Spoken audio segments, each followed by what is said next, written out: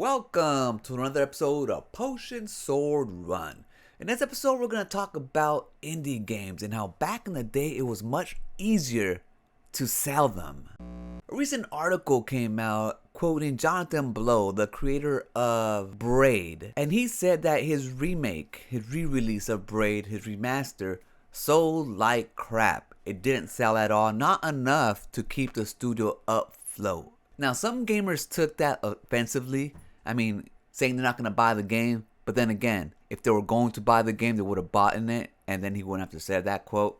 So it is what it is. Some people would like to complain. I liked Braid when it came out back in the day. I bought it. I didn't want to buy it again just to have a remake or have it remastered. I think at that point, that game should have been free to the people who bought it before. Or maybe just like a less than a $5 upgrade, just to have the HD remake. But if anything, I think people out there like me just didn't want to buy the game again. And then new people had to compete with all the other indie games that we have released right now, which is so many across different platforms.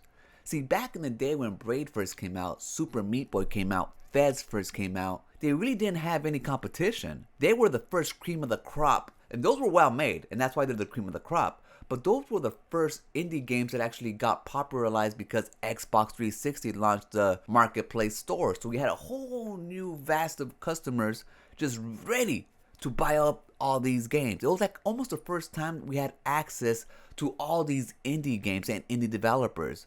Before we had to see if any AAA companies wanted to develop these small studios. And if not, you can, lucky if you found it on PC. But for console gamers, we never had these indie games just being able to buy from the tip of our hands. Xbox 360 Marketplace made that happen. And then the PlayStation 3 followed suit and so on. And the rest is history. But now, the likes of Braid and all these other great games or indie gamers back then have to compete with the indie gamers now. And the thing is, there's so many engines out there now that it's a lot easier to develop indie games. In fact, I think I'm going to start developing one myself just for funs. That just goes to show how easy it can be if you have a little know-how. If you know how to code a little, you can do it with the engine with just, Google and YouTube videos and so on, and different tutorials and so on. So it's not to say that Braid is just a bad game. It's just, there's just so many out there that even a good game can get lost in the shuffle. Even a good game is not a guarantee that your game is going to sell anymore. It has to be great.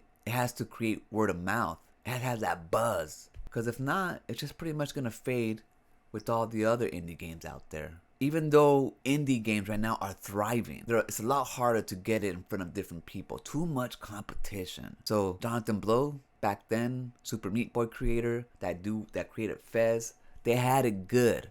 Stressful, yeah, you see the documentary about them trying to launch their games. But they also had Xbox pushing behind it because Xbox wanted to launch that store.